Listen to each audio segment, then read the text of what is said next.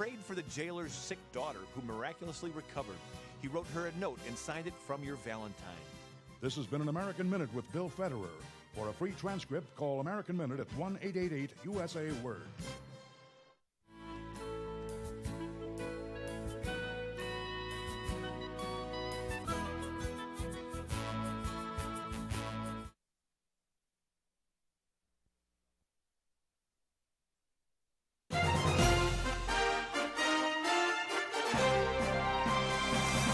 VCY America presents Crosstalk, a nationwide call-in program discussing issues that have an effect on our families, our communities, our churches, our nation, and our world. Crosstalk, an opportunity for you to voice your concerns for biblical principles. And now live by satellite and around the world on the internet at vcyamerica.org. Here is today's Crosstalk. And we do thank you for joining us on Crosstalk today. Ladies and gentlemen, we've got a number of issues to present to you today, including the military mandate to receive the shots. We're going to talk about the federal department and agencies that are changing rules for the purpose of tracking federal employees who are seeking exemptions. We'll be addressing the terrorism threat issued from the Department of Homeland Security on those who are exercising their free speech rights, whom the government believes are giving misinformation or disinformation or malinformation that they believe undermines public trust in the government institutions. We'll also be discussing the coming pick by the president for the U.S. Supreme Court, the coming vacancy, and the relentless attacks on Clarence Thomas and other issues today in the program. So stay tuned as we welcome back Matt Staver, founder and chairman of Liberty Counsel, a constitutional attorney, over 300 published legal opinions, has authored 8 scholarly law reviews. He's filed numerous briefs, federal and state court. He's argued landmark cases before the U.S. Supreme Court, appearing there just last month. And Matt, so good to have you back with us here today. Thank you, Jim. It's good to be with you. So we've got a lot to unpack today, but I'd like to begin with your trip to federal court this past Thursday, a case known as Navy SEAL 1 versus Biden. If you could, again, just briefly summarize what the purpose of last Thursday's hearing was and what was the result. Well, the purpose was to extend the injunction that we got on February the 2nd. We got it on the evening of February 2nd on behalf of a lieutenant colonel in the Marines and then also a commander of a surface warfare ship in the United States Navy. Both of them were scheduled to be disciplined. That would be irrevocable, irreparable kind of discipline on February 2 and 3. The judge issued a temporary restraining order blocking the military from doing any action against them after their appeals for religious exemption were denied just in the nick of time. So we had to return to court on February 10 last week, and during that time that we were in court, we were there for 9 hours. Both of these individuals, stellar individuals, testified in open court with regards to the situation, at the end of which the judge extended the injunction until this coming Friday. So it's still in existence until this Friday. Otherwise, it was scheduled to expire on Friday of last week. He extended it a week. In the meantime, he is working on the broader order for the preliminary injunction, not only for the 2 individuals, but for the rest of the plaintiffs and for the class of individuals in all the branches of the military. And yesterday, Sunday, Judge Stephen Merriday issued an order directing the Navy, Marine Corps, and Air Force to submit documents by this Wednesday. These documents, I think, are very interesting because in here he says he is asking for this information to assist with the pending motions. That's motions that would cover the class, not just these 2. And he talks about how that there is a, quote, formidable number of service members, close quote, that would be affected. Well, that's not just the 2 people, and that's not just the 20-some plaintiffs. That's the 24,000 men and women that have filed these religious exemptions in all these 5 branches of the military. So it really is good, encouraging news that he may well be addressing the entire class, meaning that there could be relief potentially for all the members of the military and all the branches. And he is specifically requesting certain documents, and one of them is very interesting. He wants to have, for those 3 branches that I mentioned, Navy, Marines, and Air Force, he wants them to produce the last 25 most recent denials after appeal and the underlying denial and the initial request. Now, why would he want to do that? Well, because what ultimately we argued is that this is happening as a rubber stamp. They're rubber stamping these denials across the board. They're not individually assessing. They're not individually taking into consideration other ways that they can provide opportunity for these individuals to continue. They are not presenting evidence that this is the only least restrictive means available for them to protect the military. In fact, we know that there's other means available. Why? Because every one of the branches of the military, and this is what happened in court when they testified, they have these risk assessment plans. They not only have operated through COVID, before the shots were available, after the shots were available, before the mandates, after the mandates, they've been operating, and they've been able to carry on their mission in the midst of COVID, with or without a mandate, with or without the shots available. So they've been able to do that, right? So why can't they do it now? What magically changed? Is it COVID? No. Is it something else? Yes, it's just a mandate that came down from the Department of Defense on August 24. And they still are operating right now and carrying on their mission and able to operate the services of all the different branches without having 100% of the people get the shot. So consequently, why can't they continue to do that? That's the question, and that's what he's looking at. And I think what you're going to find is what we already have seen, and that is they're rubber stamping these denials, and they're not doing these individualized assessments. And if they did these individualized assessments, they would lose. The military would lose. Why? Because history shows that they've been able to accommodate individuals before the mandates and even after the mandates without jeopardizing the mission of the military.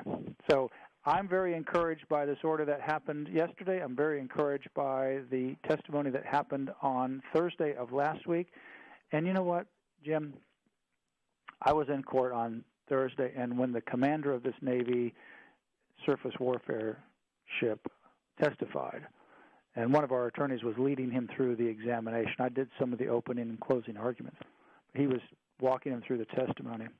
First time in my career, I had a tear that just started to uncontrollably go down my cheek because of the emotions and the abuse that these people are under. And these are some of the most credible, courageous individuals of integrity that love God and love the country, and they're being abused and they're being pressured in unimaginable ways. And it broke my heart to relive that as he was testifying live on the witness stand. You know, Matt, it just seems this whole military religious vaccine exemption process is nothing more than a sham, and I think you're bearing that out here. I mean, thousands of requests received by the military or the Marines. I saw one story, only 3 requests were approved. Thousands by accommodation requests filed with the Air Force. Only 8 religious accommodations were granted. The one story reported. I don't have that may be near or close to those numbers, but really, out of thousands and thousands and thousands, we just have these few that you can count on your fingers. Right, and of those 3 in the Marines, what we know about those, we're investigating the ones with regards to the Air Force. Those 3 in the Marines. Those had already applied for retirement, and they were already in the process of being processed out for retirement. Okay. So those were, by the way, as the door hits you on the way out, here's your religious exemption. But it's worthless because now you're out of the military. Yeah. These are not people that are still in the military. These were sham religious exemptions. It's just appalling to me that, in essence, we have the Department of Defense believing that they're exempt from the First Amendment protections for their military members. And here's the argument once we did all the testimony and I did my closing argument, and then they got up to do their closing argument, the judge, before they even allowed to ask anything or say anything, he went on and he said, now look, in your arguments, you're saying that this court doesn't have any jurisdiction, that you can do whatever you want to. He says, look, I don't want to manage the school boards or prisons either more than I want to manage the military. That's the last thing I want to do. But I have a lot of prison cases and a lot of school cases, and there are laws that applies to prisons, and there's laws that applies to the school, and I have to address those. And we have jurisdiction to do so. And there's laws like the Religious Freedom Restoration Act that apply to the military. Are you saying to me that I don't have authority to address the free exercise of religion when Congress specifically passed a law that applies to the branches of the military? Well, the Department of Justice attorney kind of fumbled back. Well, no, not. But then kind of circle back and say, whatever the military does with these individuals, it's their business, and you don't have any authority. Went back and reiterated that ludicrous argument again, which is dangerous, Jim, because they're essentially saying that they're above the law. And the Constitution and the Federal Religious Freedom Restoration Act, they don't have to abide by it. It's shocking. Yeah, it is shocking. And then you think it's also shocking that we have the commander-in-chief that is going to such great lengths to target his troops who don't want the shot. I mean, dishonorable discharges. We're talking about, all these punishments like repay your education training. You're going to lose your insurance. You're going to lose your benefits. Your family is going to have to repay this and that. I mean, trying to force members then even to deny their own deeply held religious convictions. Yeah, absolutely. And in fact, in that order that the judge granted, the emergency restraining order, at the very end of that order, the judge said that the public has an interest in this issue as well, because we have here what he called skilled, experienced, highly trained, patriotic, courageous, and esteemed members, such as the two moving service members in whom the public has an immense financial investment and who are not, to say the least, readily replaceable. Yes. But amazingly, this young, these people, 24-year Marine veteran, an 18-year Navy veteran, they're willing to toss them out, no matter how highly skilled they are, and they're very highly skilled and very decorated, simply because they want to exercise their free exercise of religion, and they don't want to inject their body with a shot that has any association with aborted fetal cells. Mm-hmm. It's astounding. It is astounding. And there's another aspect to this, too, Matt. And I saw Senator Ron Johnson of Wisconsin. He's been such a one who's invested interest in this. He has pressed now Defense Secretary Austin, based on reports from the DoD whistleblowers about injuries to servicemen and women potentially related to the COVID-19 shots. And tomorrow, February 15th, he was requesting a response by then of any increases like in medical conditions compared to the last 5-year average, any diagnosis of myocarditis and those sorts of things. But are we harming members of the military who really didn't want this but are complying? Well, we're not only seeing that in a report in June. This was published in the Journal of the JAMA, which is a very reputable medical journal, by military doctors in June of 2021, that there was an increase in pericarditis and myocarditis among men, particularly in the military, from these mRNA shots, Moderna and Pfizer. So they already know that. And that was certainly known by the Biden task force, because one of the people on the task force actually mentioned that report that came out in June of 2021. And we're also seeing this happen with regards to the testimony from our military members. They're seeing it in other military members that are being injured by these shots. And now we also see it in the increase of these ICD codes that was mentioned in the Senator Ron Johnson hearing on January 24 of this year, where the ICD codes are skyrocketing with regards to medical treatment in 2021 compared to medical treatment over the previous 5 years of these individuals in the military. Matt Staver's with us here today on Crosstalk. We've got a breakup upcoming here, but just in federal court, continue to be praying, folks, on this issue, Navy SEAL 1 versus Biden. And friends, it doesn't stop there, not just with the military, but when we come back from this break, we're going to talk about the numerous federal agencies that are now tracking religious beliefs of federal employees who are requesting to be exempt from the shot. And it doesn't end there, because we're going to find also from the Department of Homeland Security a bulletin on a terrorism threat to the United States. Who is part of this terrorism threat? Those whom the government perceives is giving misinformation on issues like COVID or some kind of mistrust in the government. Back in a minute. You're listening to Crosstalk.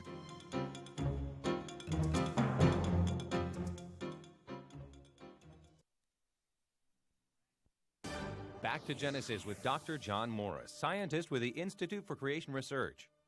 Dr. Morris, did the Ice Age really happen? Yes, indeed, Chris. There's a great deal of evidence that the Ice Age really happened. It wasn't long ago. It was at the end of Noah's flood. It probably took several hundred years for the Earth to settle back down into the equilibrium we now experience. That readjustment period was primarily the Ice Age. The real key for the Ice Age is more evaporation from the ocean waters, making huge storms of snowfall possible. But the continents were cold, making the storms violent and prolonged. Also, late in the flood was a time of great volcanism, meaning that the Earth's atmosphere was cloudy and shielded the Earth from the sun. So there was more snowfall, less snow melt, and the ice built up. This would have happened in the centuries following the flood. And that's the flood mentioned back in Genesis. To learn more about creation, get our free DVD called That's a Fact. Call us at 800-628-7640 and mention the promo code FACT.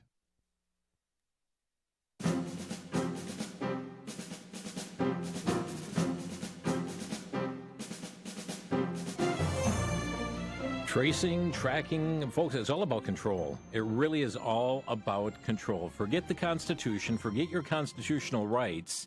When we say jump, you ask us how high. Matt, that's where things are going with all of this. Matt Staver with us from Liberty Counsel today. Matt, we understand that there are numerous federal agencies that are now tracking the religious beliefs of federal employees, that people who are requesting to be exempt from the shot, that there are agencies, I mean, from the Agriculture Department to whomever, they're actually tracking and tracing employees. Yeah, there's actually 55 departments and agencies of the federal government, 55 that have come out with 57 total rule changes. Some of those are already in effect because they declared emergencies, like you saw there for OSHA, where they declared emergency and they bypassed the public comment time, so they're already going into effect. A few of them are still out there for public comment. The first one that began was in 2021, and that was with the United States Army. They want to track all of their individuals who have provided these religious exemptions. But let me give you one here for the FEC, the Federal Elections Commission. So this is just one of the 55.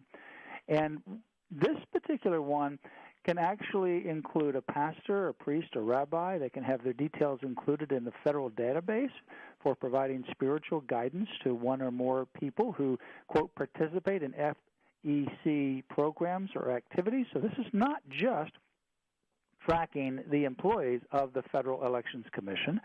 It could also be tracking if they submit, for example, a religious exemption request and they have information regarding their pastor or their clergy or their denomination or their spiritual beliefs or guidance. It not only includes forms and correspondence, but, quote, records of oral conversations, close quote, supporting notes and documentation associated with an informal dispute resolution or an appeal, for example, of your denial or your religious exemption. And shockingly, the FEC plans to keep in people's files, quote, information that is obtained directly or indirectly from an individual's religious or spiritual advisors or institutions. So if the clergy writes a letter vouching and or supporting your sincere religious beliefs, or if they go do some research, or somebody tells them about that particular religious or spiritual counsel or denominational or doctrinal belief, all that goes into this permanent record, and it is going to be permanently stored in the National Archives. And this is pretty consistent across all these 55 agencies. Now, the interesting thing, too, is it doesn't apply just to employees. In the FEC case, it can apply to students, interns, and guests that come to their building or that visit, for example, an FEC event. So if the FEC or, say, the USDA, for example, is doing an event, then that would include those individuals. So the USDA has the students, the interns, the people that visit the building, and the people, in fact, that come to one of its events. So if the USDA has an agricultural event, and you come there and you request a religious exemption because they require it, all of that's going to be created as part of this permanent National Archives database. So you have to ask yourself, why do they need this? And in fact, the FEC says that the information that they collect can be used to determine potential violations of the law, and that any agent may take that information and share it with federal, state, local, foreign, and tribal governments for prosecution. So what happens if you are traveling to Washington, D.C., say, for example, you go into a restaurant. Washington, D.C. has this proof of vaccination status. They're going to remove that later this month or into March. But right now, you go into a restaurant, a gym, something like that, you have to show proof of vaccination status. Is that breaking the law if you go in there without actual proof of vaccination status? And will they be sharing that information that so-and-so has just traveled to Washington, D.C. or some other place, and they don't have proof of vaccination because they are a religious objector? You have to ask yourself, Jim, why do 55 government departments and agencies want to track individuals' religious exemption? Why do they want to keep a permanent record of this and store them in the National Archives? There is no good reason to answer that question. You know, there really isn't. And I see, who was it, Ralph Norman of South Carolina? He's introduced legislation, the Religious Freedom Over Mandates Act. That's right. H.R. 6502. I mean, whether, the doubt that this would go anywhere in Nancy Pelosi's house, but the fact that there are those congressmen that are awake to what's going on here, and this tracking is ridiculous. I see also we want to get to this terrorism advisory bulletin that came from Department of Homeland Security about this terrorism threat to the U.S. homeland. And I've got a copy in my hand here. It says the U.S. remains in a heightened threat environment fueled by several factors, including an online environment filled with false or misleading narratives and conspiracy theories and other forms of dis, and malinformation. They're calling it MDM. And they go on to talk about the key factors that contribute to this, and they mention the proliferation of false or misleading narratives which sow discord or undermine public trust in U.S. government. And then they give an example: widespread online proliferation of false or misleading narratives regarding unsubstantiated widespread election fraud and COVID-19. Matt, this is the Department of Homeland Security saying that those who are giving what they believe is misinformation, which is anybody that doesn't agree with Dr. Fauci, that they are a security threat to the United States homeland. Yeah, so if you are someone who is, what they say, presenting false or misleading narratives that sow discord to undermine public trust in one of the U.S. government institutions, you are on the threat list. So does that mean that when the CDC changes its mind on social distancing or quarantining and they go back and forth and there seems to be no basis for their decisions, and when Fauci changes his mind every other day about whatever he's going to say about COVID, and you criticize that, is that undermining one of the U.S. institutions because you're not just going to be a robot and follow it? It seems so.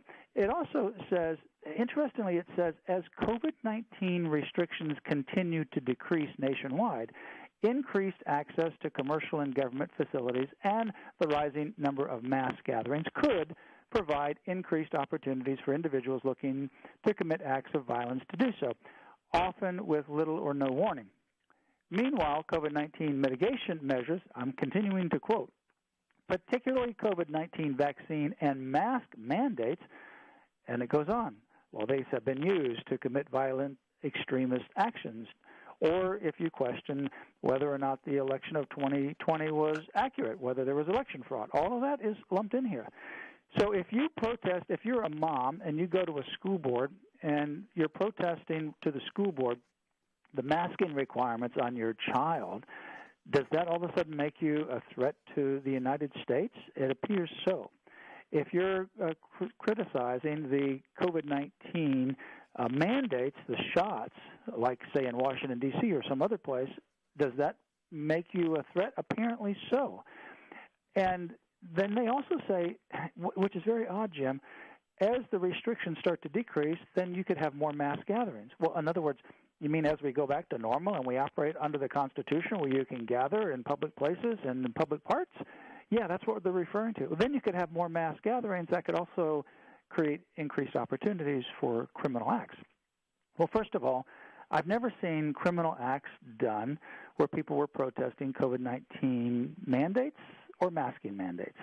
I've seen people upset I've seen people protest. But I've never seen burning. I've never seen violence regarding that. That was Black Lives Matter and everything else. Black Lives Matter. Mm-hmm. The drug cartels that are coming in over the open borders, the Antifa, not a single word's mentioned about that. Folks, and this is the bulletin that came out from the Department of Homeland Security 1 week ago today, February 7th. It is outrageous, but keep in mind who is being targeted by this. I mean, anybody who would disagree with Dr. Fauci, and look how many times he has contradicted himself since this all began. Truly amazing. Matt, there's so many other things here going on. The Competes Act passed the House of Representatives, H.R. 4521. This is issuing the American economy compete with nations like China. They had the Build Back Better in this, critical race theory, climate change, Equality Act language to promote LGBT ideology. All of that passed through the Competes Act in the House of Representatives. 221 Democrats, 1 Republican voted for that legislation. Yes, and of course, then that battle will now go over to the U.S. Senate, where we have been able to stop a lot of this nonsense and very anti-American destructive bills that have been coming out of the Pelosi-led House of Democrats there that are the majority in the House. So that'll be a battle that we will take up. Obviously, in the Senate, we've been able to stop a lot of these things, like the election fraud bills that were coming out of the House into the Senate. So far, the Build Back Better Act, we've been able to stop that for now. In the U.S. Senate, we have to still obviously be very vigilant about that. And this is another battle that we'll have to be focused on in the Senate. And that's why, obviously, the midterms are so critically important, to be able to make sure that you have people that are not going to pass legislation that undermine the welfare and the security and the well-being of the United States of America. Matt, just moments ago, I had walked into the studio here. Sandy here had found kind of a breaking news issue going on. This came from Phyllis Schlafly Eagles' Ed Martin. Over 30 House Democrats, led by Representative Al Green, have introduced a new bill to declare unconditional war on racism and establish a new cabinet-level Department of Reconciliation that will be charged with eliminating racism and discrimination here as well, to the tune of a $7 billion annual budget. It is House Res 919, House Resolution 919, that would seek to combat racism through the federal oversight of every facet of American life, from criminal justice to housing to banking to healthcare to elections and beyond. Just breaking news happening here, Matt. Yeah, it's certainly breaking news. I mean, we have so many threats, Jim, that we're seeing right now to our faith and our freedom and the well-being of this country. But, you know, we just have to maintain vigilance and not get discouraged, because we've been able to stop a lot of this insidious assaults on America and our freedom. And we just have to be aware and pray and act. Matt Staver with us from Liberty Counsel, their website, lc.org. We're just a minute to the break, and I want to introduce another topic here, and we'll cover it more after the break. But, Matt, it's the Supreme Court. Justice Breyer going to be stepping down after this term. The Biden administration carrying through on their promise to appoint a black woman to the court. I have never seen the announcement based upon the gender of an individual or a skin tone of a candidate. Rather, it's always been a person who's best qualified. I mean, is this a new way of nominating a Supreme Court justice? Well, it's really odd because, you know, now you're looking at not only gender but race. And it really doesn't look good that you're not looking at somebody based upon the content of their character, as Martin Luther King Jr. would say, but on the color of their skin and also their gender. So he's combining both gender as well as race in terms of his pick. And what you really need to be looking at is who is the best qualified, whether they're man or woman, whether they're whatever their race may be, who is best qualified as the next candidate to serve on the United States Supreme Court. We're going to pick up with this this upcoming vacancy on the court in just a moment. Matt Staver with us from Liberty Counsel. Again, their website is lc.org, lc.org. We'll be right back.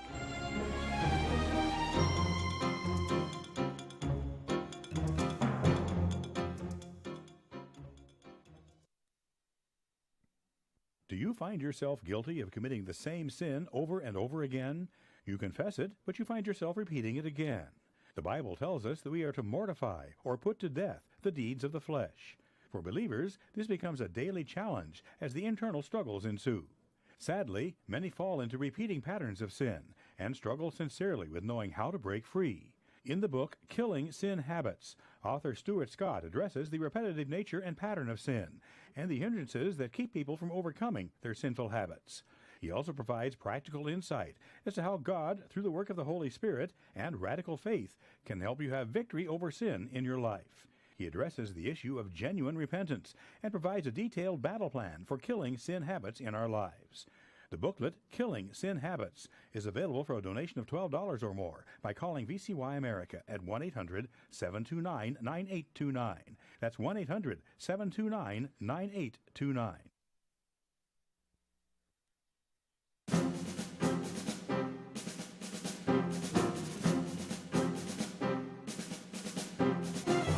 You're listening to Crosstalk on VCY America. Constitutional attorney, founder, and chairman of Liberty Counsel, Matt Staver, with us here today on the program. Their website is lc.org, and the phone number to Liberty Counsel, 407-875-1776. Folks, you go to their website, and it's just amazing. I mean, all of these issues we're talking about, you're going to find links here and there. And I know, Matt, you've got a lot dealing with here just on the max or the forced shots and the mandates and so forth. I believe that's lc.org/vaccine. Yes, lc.org/vaccine. And lots of information there. Matt, as we're talking about the Supreme Court, there was a lot of pressure placed upon Justice Breyer to step down. Many wanted him to do it at the end of this last term so that President Biden could make his pick. It's unknown what the future of the Senate makeup is going to be, but it is likely going to move out of Democratic control here at the end of this next this upcoming election cycle. But this is a very significant vacancy once again, and I know Jen Psaki was asked last week to answer questions about is there a test for Roe v. Wade in this, and she said we're not going to comment at this time about any litmus test, but this is exactly the type of individual that President Biden is going to move forward. Oh, there's no question about that. And if you go back to Ginsburg wanted to step down during Hillary Clinton's presidency and have her position filled by the first female president of the United States. Well, obviously, Hillary was surprised and mistaken, and so was, I think, the number two most disappointed person besides Hillary Clinton was Ruth Bader Ginsburg. And when she realized that Donald Trump had won the presidency, she was going to try to make it through the next 4 years, and obviously we know that she succumbed to her illness. And obviously President Trump got to nominate that position. So Democrats were really pressuring Biden and certainly Justice Breyer, I'm sure, to step down through various channels so that wouldn't happen again. Because you're right, once this midterm comes up in November, I think there will be a change in the United States Senate based upon all the things that we're seeing, and the Democrats likely will not control the Senate and probably won't control the House either. But for purposes of nomination and confirmation purposes, it's the Senate that's critical. And so with that, I think that's why he decided to step down, and that position will be replaced. Now, on the one hand, it's not going to, in most cases, it's not going to change the opinions of the court, because Breyer is on more the liberal wing, of course. But take, for example, the ministerial exception case that came down. That was a 9-0 decision. The Biden, the Obama administration was pushing this to ultimately or I should say that the Biden administration was pushing this, and the other previous administrations were pushing against this to ultimately basically do away with the ministerial exception. In other words, no longer protect churches and having their ability and autonomy to determine who is going to be their ministers or their teachers, but to allow the government to interfere with that. That would be very dangerous. And that was a 9-0 decision to uphold the ministerial exception, 9-0, including Breyer. One of the candidates that is under consideration argued for the opposite side to do away with it.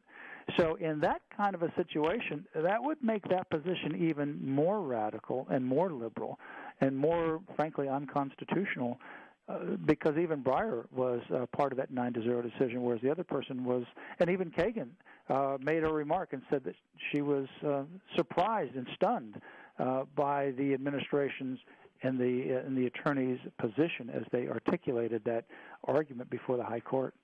Matt, at the same time, and I know that the nominee is going to be coming forward soon, the pick by Mr. Biden, but at the same time, we are seeing a continued attack taking place on Clarence Thomas or on his wife. I mean, this is outrageous what continues on with him. Yeah, because they're wanting Clarence Thomas to step down. They're wanting him to at least at a minimum be recused from these important cases. And, of course, Clarence Thomas is a highly qualified jurist, a man of integrity, a man of faith, and they are relentlessly attacking him. Obviously, they relentlessly attacked him early on when he was going through the confirmation process. Mm-hmm. And they, unfortunately for them, and fortunately for us and for the people of the United States, they weren't successful. And he's on the bench. He's the longest-serving justice on the bench, and he's a great jurist, a great thinker, and a great person. But they're coming after him, particularly coming after his wife. And through his wife, they are, because of her statements on various kinds of political things, they are trying to get him to, at a minimum, be removed from consideration on some of these really critical cases. And that attack is going to, I think, increase as time goes on. Our phone number to Crosstalk here today, 800-733-9829. We've covered numerous issues here, 800-733-9829. Your question or brief comment here to Matt Staver at Liberty Counsel. While you're calling, Matt, we've got to mention as well this individual by the name of Sam Brinton, chosen by President Biden to be his Deputy Assistant Secretary of Spent Fuel and Waste Disposition for the U.S. Department of Energy Office of Nuclear Energy. But the thing that is so, in my book here, just so outrageous, I mean, it's reported he's an active member of the Washington, D.C. chapter of a drag queen society known as the Sisters of Perpetual Indulgence. And there's photos on social media displaying his fondness for something called Pup Play, a sexual role-playing game. And I'm not going to go into detail, but I mean, going back to 2016, discussing this fetish in detail and just the depravity of mind is just, how can such an appointment be made here? I mean, the resume of this individual is such that one really questions even being appointed to such a position. I am astounded. I mean, this really shows the depths of evil of this administration to even select somebody like Sam Brinton.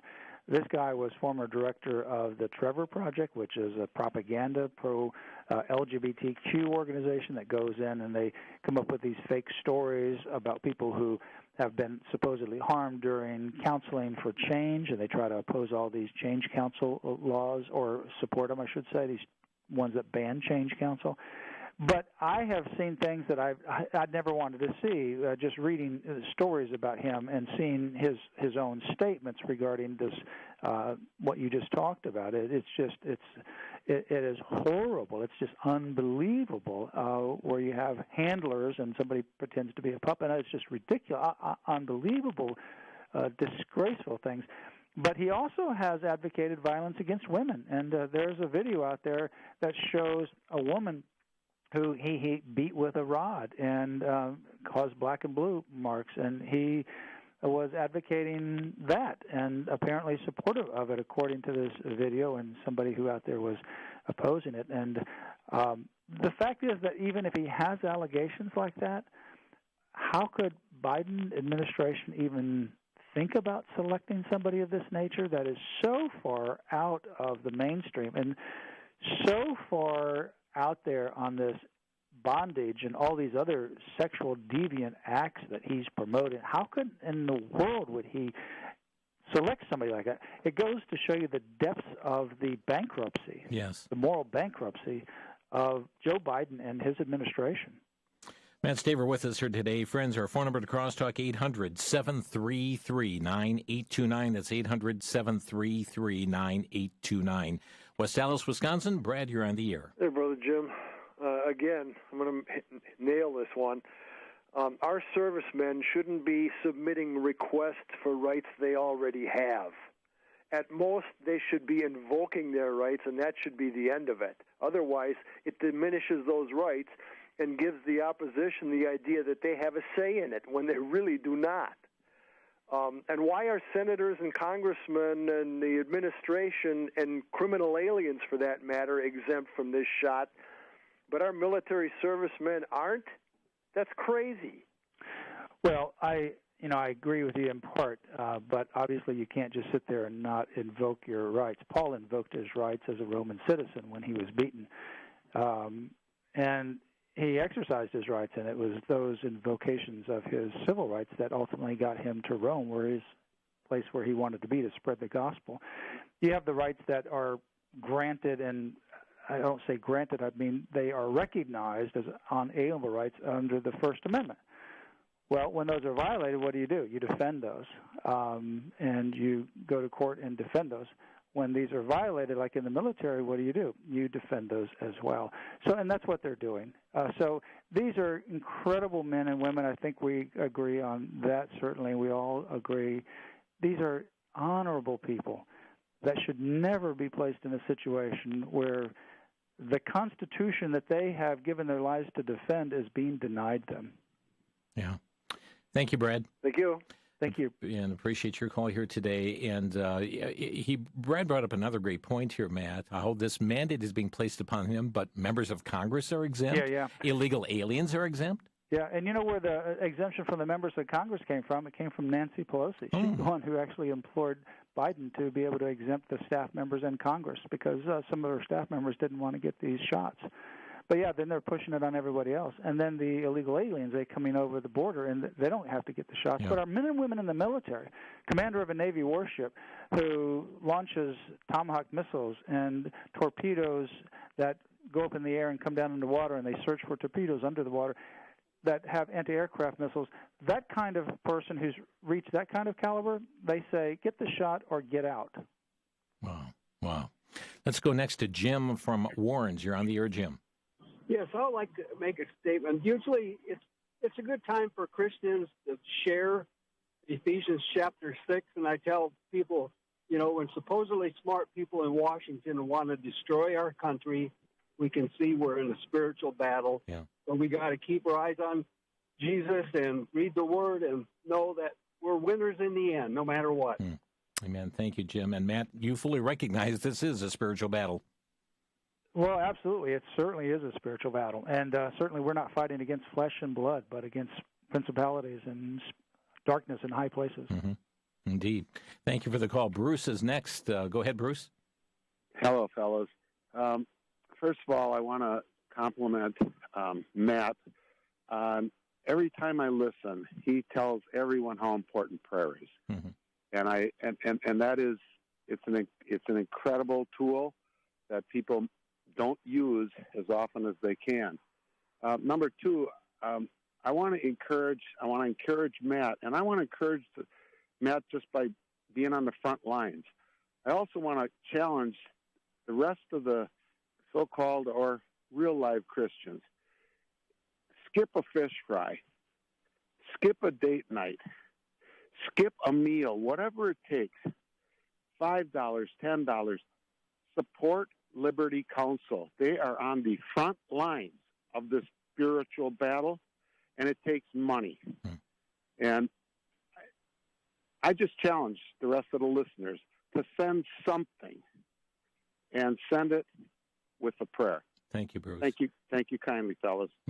Well, thank you for your kind words. And speaking of prayer, I was communicating to one of the members of our military about praying for the people that were in court last week and other military, and they said we've got their backs covered. They have 1,200 people that we're praying for. Wow. 1,200 people in the military praying, and I know we have thousands and thousands praying. Amen. It is so critical. Friends, our telephone number to Crosstalk, 800-733-9829. We'll be right back.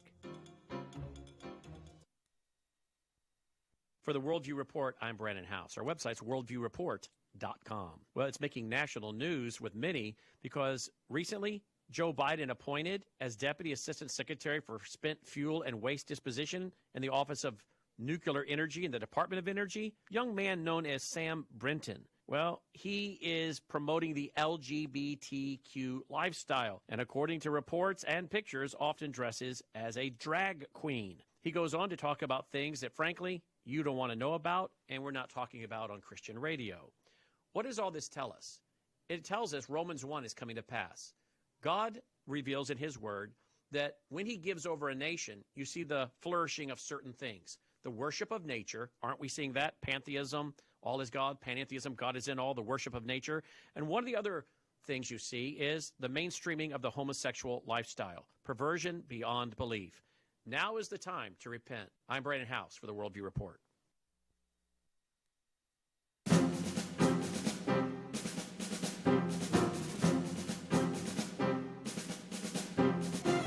This is Crosstalk on VCY America. Constitutional attorney Matt Staver with us from Liberty Counsel. Their website, lc.org. LC, that stands for Liberty Counsel, lc.org. And their number there to their office is 407-875-1776. Let's go to David calling from Hillsboro, Illinois. David, you're on the air. Yeah, hi. Matt, Daily Clout website has posted two proposed Illinois House bills.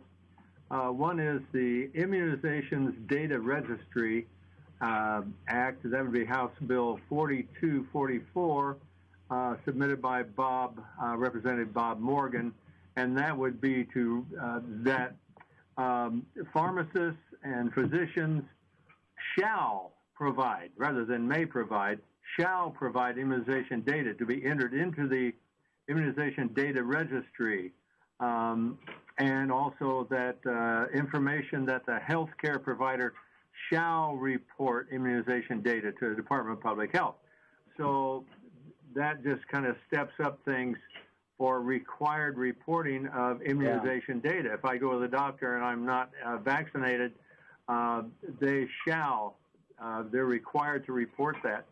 The other bill is House Bill 4640, submitted by Representative Deborah Conroy, and that one is access to public health data, and that provides that a person, facility, institution, or agency providing information under the provisions may withhold a patient's mental or behavioral health history.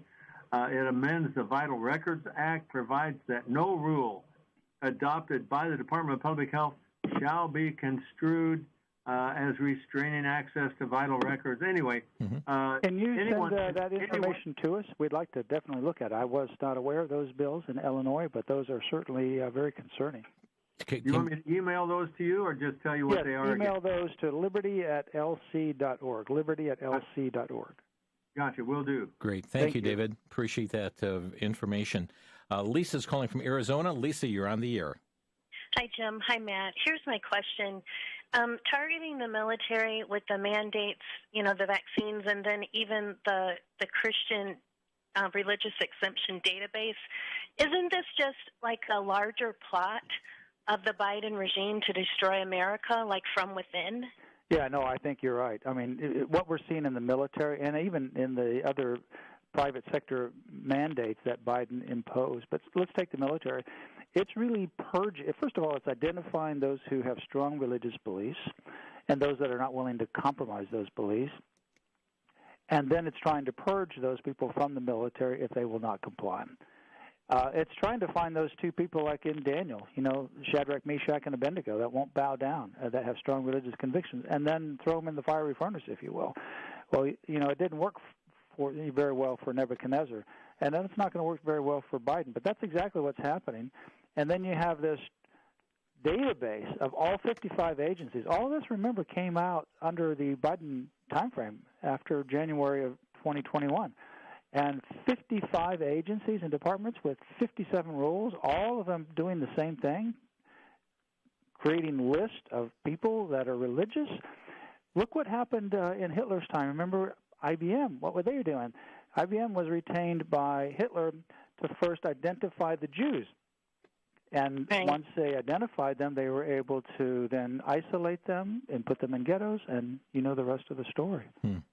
Right, but additionally, for the military, isn't it also, though, since the shots are have such adverse reactions, it's physically making them sick as well? Yeah, it is. It's so physically making them sick. How, it's also making them more susceptible to other diseases and injuries. Yeah, so how will they be able to defend us? Yeah. Correct. Yeah. So even those that take it, and willingly, or under duress, you have other physical adverse consequences to it. You have people that have died, you have people that are injured, and you have other long-term consequences. And we see from the ICD codes an increase in miscarriages, an increase in neurological conditions, like 1,000% increase in neurological conditions in 2021 compared to the previous 5 years. Thank you, Lisa, for the call. We're going to squeeze one last call in from Parma, Idaho. Marianne, you're on the air. Hi, thank you for taking my call. I am just curious. I'm retired from the military. My husband's a veteran. And with all of the stuff that's going on with the military, I'm concerned that this may affect my military benefits if I don't take the jab. Is there any rumblings about insisting that veterans take this jab to receive their benefits? Not yet per se, but I wouldn't doubt that would be a battle we have to deal with. Certainly, there have been rumblings about whether you could visit a VA hospital without the jab, or certainly like if your husband is military or and the spouse or the vice versa is in the military, they have VA benefits, and you want to go to the VA hospital with them for an evaluation or admission, that you may have to take the jab. So those are issues that have already started to come down the pipe, and we're having to deal with those. So not yet on military veterans that have benefits, but we'll monitor that, and I wouldn't put it past this administration at all. That's what I'm afraid of. I don't trust this administration for what they're doing, and I just feel bad for all of the vets and all active duty who I know what they went through as active duty and what they're going through right now. So I just keep praying for everybody and praying for the work that you all are doing. Thank you. Thank you very much. Thank you, Marianne. Appreciate your call here today. Matt, we're talking about the spiritual battle going on, and we're going back to the Phoenix area right now because the Satanic Temple just held what they called Satan Con. This was a 3-day event, raising children in a satanic household, abortion of religious right, devil's food, Darwin versus the Lord of Lies, raising children in a satanic household, and after-school Satan Club. That's to kind of compete with the CEF and so forth. Evidently, they were denied giving an invocation there before city council members and holding this conference kind of as in your face to they're in the Phoenix area there. But as we said, this is a spiritual battle that's going on, and but we need to be sober, be vigilant. Our adversary, the devil, is a roaring lion, walketh about, seeking whom he may devour. Absolutely. And, never forget that God is in control. Amen. And that despite the most dark times in history, when it was impossible, in fact, it was impossible for the Jews, for example, in Egypt, and Esther in Persia, and Daniel in the lion's den, and the 3 Hebrews in the fiery furnace, God intervened. Yeah. And God is the same God yesterday, today, and he will intervene. He's just looking for people to take what is an adversity into an opportunity, and he will do it in our generation, I believe. Amen. Just looking for one to stand in the gap. Matt Staver from Liberty Counsel, lc.org is the website. Matt, thank you for being with us today. Thank you, Jim. Good to be with you. And friend, let's continue to be certainly in prayer for our nation and be in prayer for Liberty Counsel and the many issues that they're fighting on behalf of this nation. God bless you, folks. Thanks for listening. You've been listening to Crosstalk via satellite and the internet from VCY America. Views expressed may or may not be those of this station. For a CD of today's program, send a donation of $6 or more to VCY Take Ministry, 3434 West Kilbourne Avenue, Milwaukee, Wisconsin, 53208, or download by RSS or podcast from crosstalkamerica.com. And join us again for Crosstalk.